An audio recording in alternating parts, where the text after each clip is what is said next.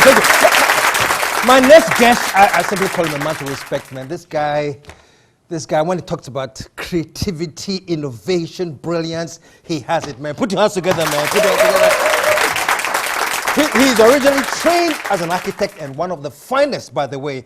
But now he says he doesn't see himself as an architect. Actually, he calls himself a design socio-economist. What does that mean? Well, let me welcome my guest. And when he comes, we're going to talk all about a design socio-economist plus many other things. Put your hands together. Show some love for Joe Osae-Addo.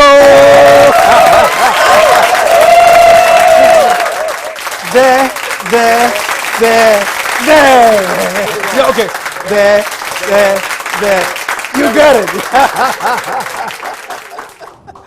Joe, welcome, finally. Brother, it's been many years man. dancing around this idea of doing something together. And so thank you. Thank you. I'm so glad you're here. We're going to pause for a small commercial break. Yes. When we come back, design socio-economy. What does that mean? You tell me. I don't know what it means. Stick around, folks. We'll be right back. We're just getting started. The KSM Show will be right back. The KSM Show. And we're back. So welcome one more time. And so KSM. good to have you here, man. One of the things that we know you for in Yes. Ghana, worldwide, is your architecture and the amazing design you have of your house. And It's made out of laterite, that's right. which I made myself, laterite blocks, bamboo, and timber. And I should tell a bit of a backstory about my Sure. house, because to me, it's not about edifice, it's not about the building, but it's about the technology that went into, very local technology, that went into the making of this house. And when I was moving from Los Angeles in 2004, I decided to put up a home. So it's not even a house, a home that's reflected and spoke of my aspirations as a returnee. You've done a lot about returnee. You know, it's about the simplicity of engaging in my new context, which is Accra and Ghana. So I built this house out of locally made sandcrete, Atakwame. You know what we know. Atakwame, Yes, which is inspired by my grandmother's house in Adesu on our cocoa farm, right? So a bit of those are the walls, then some timber, treated timber market. How I fought there, plenty wahala, because it's very hard to get treated wood in Ghana. It's actually impossible. It's all for export, and of course bamboo, which needs to be treated. So how do you put together a vocabulary of materials to create an architecture, a response in architecture that's about us? It's gained worldwide attention. Well, it's interesting because people see that innovation is important within our local context. And so that building allowed me, I coined a word to describe that building and solutions of that ilk, which is innovative. Innovation and native. And native. So it's about how we can use what we know, who we are, to inspire a contemporary solutions in our lives. So not everything contemporary needs to be imported. When we talk about contemporary, immediately you go into something modern, something Western. That's right. Even. That's right. It's just like the use of the word heritage and then culture. People assume that culture means drumming and dancing. Yeah. Culture is an evolving, organic, contemporary condition that we find ourselves, of course, underpinned by heritage. I think heritage, by and large, is rather static. Culture is organic and moving, and it's contemporary, I think. my fan base is growing by the day. Right? but you train architect. Yes. And we know architect, design buildings, everything. Sure. You now see yourself not as an architect, but a design socio-economist. Because maybe my father was a preacher man. My father, Reverend Osae-Addo, was a Methodist, a minister. So for me, advocacy is a big part of my life. My mother was a teacher, Mrs. Osae-Addo. Yeah. So I was born in this cauldron of advocacy where people matter. I remember living in Odoko in the 70s and so forth, where Odoko was a village in those days. It was a series of villages. And my mother would bring in people in over weekends for malaria treatment and all these. And I thought, no matter what we do, if you're a teacher, you're a doctor, you're an architect, at the end of the day, ultimately, it's about the people. So this is what I do now, where I travel the world talking about the role of creativity broadly in the development of Africa, particularly Ghana. And I think what I'm doing, and we'll talk about that later, in the old city. The role of creativity in development. In development. It's very important because development has been hijacked by politicians. It's been hijacked by the World Bank and the IMF and all these great people. But we as creative people have been put aside. But it's partly our fault. We need to move forward with ideas that are underpinned by economy. Being an artist is not good enough in my view. You need to generate wealth through your creativity. This is what will drive the new development of the 21st and 22nd century. So we're getting it all wrong, because the emphasis has not been placed on creativity. It's just now we've started paying attention to the creative arts, yes. you know. But are you saying that should be the focal? That should be the focus for me, because all the others have failed us over the last 60 years. But when we talk about creativity, it's not the formal creativity. It's the everyday creativity. If you go to Makola, and you see the women who've been selling from the 50s, they've created a mini empire, taking care of their families, their children, their extended families, and the community around trading. They're highly sophisticated people. So that's also a creative impulse and an act. So we should not focus only on painters and sculptors and filmmakers. Excuse me, who, by the way, are very, very important also. But it's that combination of the formal and the informal creative process that I speak about. So that, for example, working in the old city of Ashetown, there's no need to create new things. You look at what's there and you rejig, recalibrate through design. And I was going to come to that, because I think it's a very, very important part of what you're doing now, is that you are creating some kind of, is it a cultural renaissance of Jamestown? Why Jamestown? Let's start with well, first of all, let me just be clear. I am not creating anything. Okay. I'm just plugging into a context which is very dear to my heart. You know, in the 60s, as I mentioned, my father was the Methodist chaplain at the Wesley Church on Horse Road. Okay. That beautiful brown brick building. So I was raised in that neighborhood in the 60s. I remember the highlight of my stay, the biggest memory was the coup of 66, when Nkrumah was overthrown. And I remember the chaos in front of our house. So this is the context in which I found myself then, and now. So I think you can say the old city is in my blood. Okay. So, but as a creative person, where else would you want to engage with? Do you want me to work in cantonments, East Legon, Laboni? I mean, these are kind of established environments, which I find rather uninteresting in a way. But if I'm always excited about villages, and to me, the old city is the best urban village that we know. So I have a catchphrase which I use: engaging with the everyday. Engaging with the everyday. Everyday, everything. I'm the only cafe, if we'll talk about my cafe, where chickens, you'll be having my radio show and the chicken will run into my studio. Cafe? Hey! A naked boy will run in right now, but we don't panic. This is what it is. This is my everyday. So you work with it. Let me get people to be clear. He has a cafe in Jamestown. Yes. No, in Ashetown. In Ashetown. Called Jamestown Cafe. Now that's another story.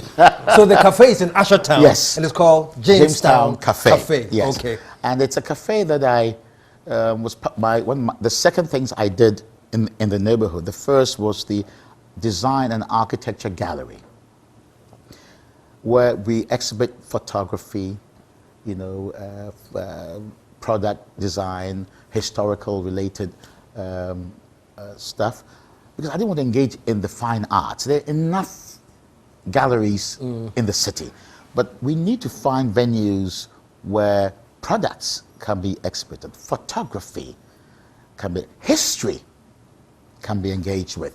So I did that a year and a half ago, and then I built this cafe. Now this cafe to me embodies all the things about conversations. So that's what my show is called, Sandigba. I created a place where people can just come and rest and talk. So let's talk about the Sandigba is on 107.5. 107.5 Easy FM. Easy FM. Easy FM, yes. And what times? It's on Saturdays between 3 and 5. Okay. And it's also on Spider Lee TV on Sundays, edited for Okay. the TV show. Okay. Okay. But the beauty about what we're doing is that the cafe is working. People are eating, watching, kenke fish, and the show is being taped at the same time. Oh, I love it. Yes, so it's basically about, it really captures what I was envisioning all along. And what's the patronage? Is it the... A lot of outsiders come to Jamestown anyway. Yeah. If you know, it's one of the biggest tourist attractions in our city that nobody knows about. You know, and so the first group are the outsiders who are very curious about James, who come there anyway, and then they just come and rest, and they go. Then they may decide to have a drink or have a meal. So that's what Jamestown Cafe is all about. And the program is called Sandigba. Sandigba, which means conversations in Nkomobo. Nkomobo. Actually, it's funny. When I started my advocacy in the old city, I used to call it the Nkomo series. Okay. Because I was traveling around actually the world with this Nkomo series. Yeah. But then when I landed in James, I thought, how ridiculous is it to have a tree in the heart of Garland? But, you know, talking about the heart of Garland, our current exhibition, you know, the well-known Jamestown-born photographer, James Barnum. Yeah. We have his exhibition in our gallery. Okay. And, you know, it's fascinating to see the locals go up there and see the old life of Ghana seen through the lens of James Barnum. People are pointing, oh, that's my grandmother's house. Oh, that's my aunt. You know, we have all these incredible narratives through pictures. And I think that we need to do more of that. I think the next generation must know who we are. You can only know who you are by understanding your past, but not dwelling on it, but by understanding. So this is what this gallery and the current exhibition offers us. And I want a crowd to come and see this. We are on for the next 2 months. Okay. And it was beautifully curated and very simply curated by a graphics person called Alote Bruce Konua, who's from the neighborhood and who has worked with James Barnum for a decade or so, from London and then here. Share some love, man. Share some love. Yes. That's been a very, very interesting. So leaving the US and coming to Ghana, you always had this? I was very blessed. I studied in London. And then by 86, I had moved into New York and Washington, D.C. And in 88 was a transformational moment in my life when I decided to move to Los Angeles. And I moved to LA for two very simple reasons. You know the athlete Rex Broby. So Rex invited me to California. Yeah. He then lived in a little town just south of LA called Irvine, and he was training for the 88 Olympics. So I came to stay with Rex. I came to visit Rex over Christmas, and it was freezing on the East Coast. I mean, there was a blizzard the entire winter. And I came to Irvine to visit Rex, and it was like a cry. I said, whoa, this is the place I'm going to move to. So cut a long story, I moved to Irvine for a few months and took over Rex's apartment. I see. But I was also the guy who, the timer for Rex in his training. So every afternoon we would go to UC Irvine, to the track. And Rex in those days was training with the great Edwin Moses, the 400-meter hurdler, if you remember him. So I was really privileged to have my childhood friend Rex Broby with a superstar. And I was their timer. In those days, we didn't have electronic. It was all by start.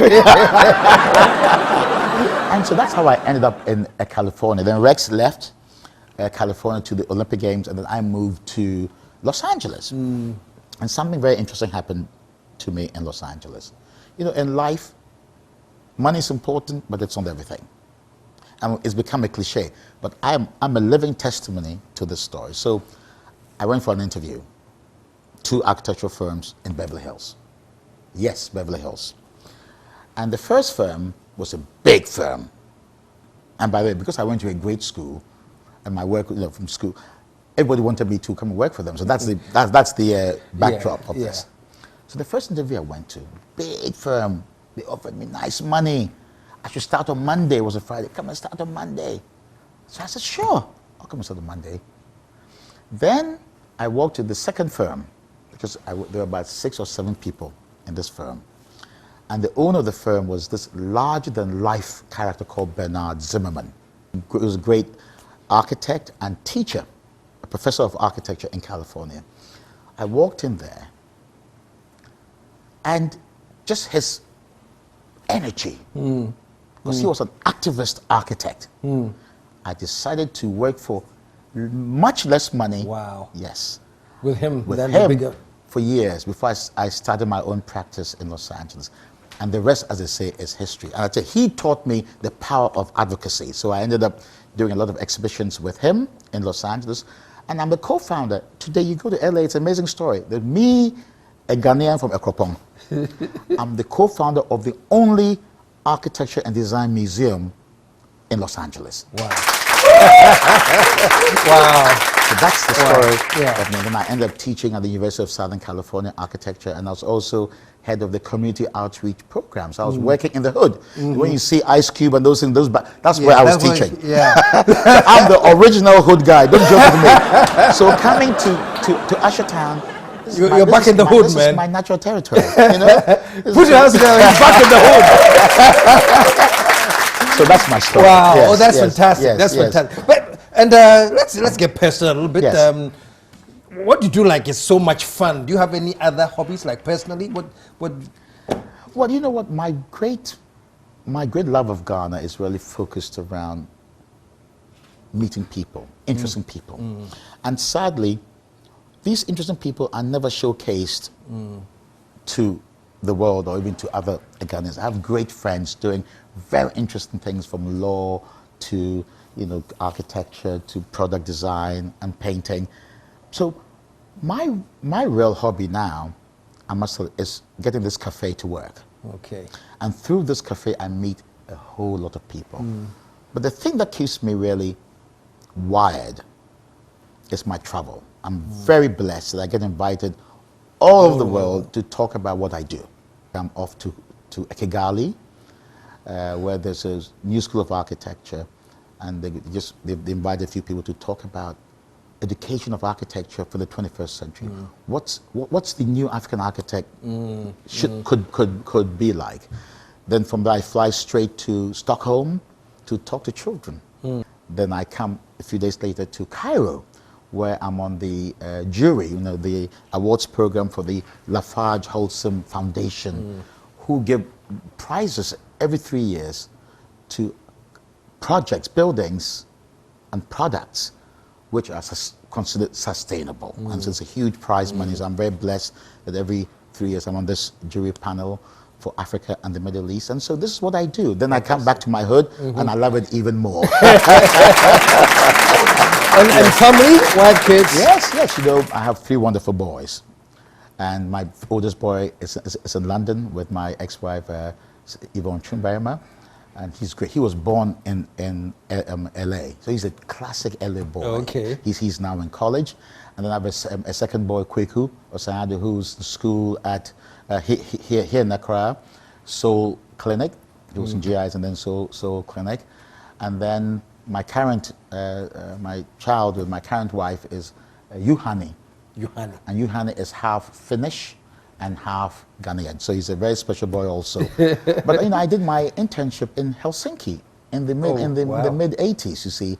And the Finns, who are very fair Europeans in the Nordic part of Europe, but I find them very similar to us Ghanaians in terms of their love of nature, their love of local materials. So I got very inspired when I was a student still by Finland, and I ended up marrying a Finn who I found here in Ghana. You found her in Ghana? Really? She called on the show to ask her, what was she doing here? I see. It's a true story. Yes. I see. Yes. And she is, wasn't it? Tuli Sarela. Okay. And she's actually the only white law student at Makola right now. She's finishing in June or whatever it is. Oh, wow. And she went to Gimpa. And where did you meet her at? I think we met the first time at the Nobuki Foundation, which is the gallery space in East Legon. And then we lost touch. And then We met again at Monsoon. Monsoon, Monsoon. This was 10 years ago. And this is what happened. So you always had a thing for fins? I always had a thing for good design. Put your hands together, Sean. Thank you, my It's been friend. fantastic, Thank man. you. And for everybody, please. Thank you.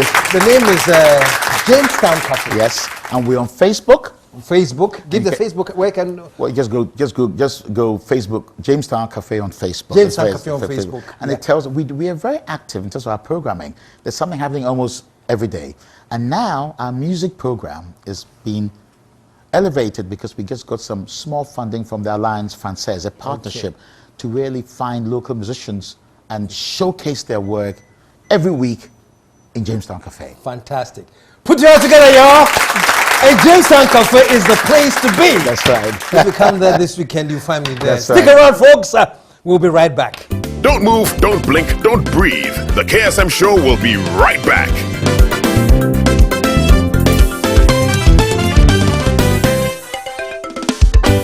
The KSM Show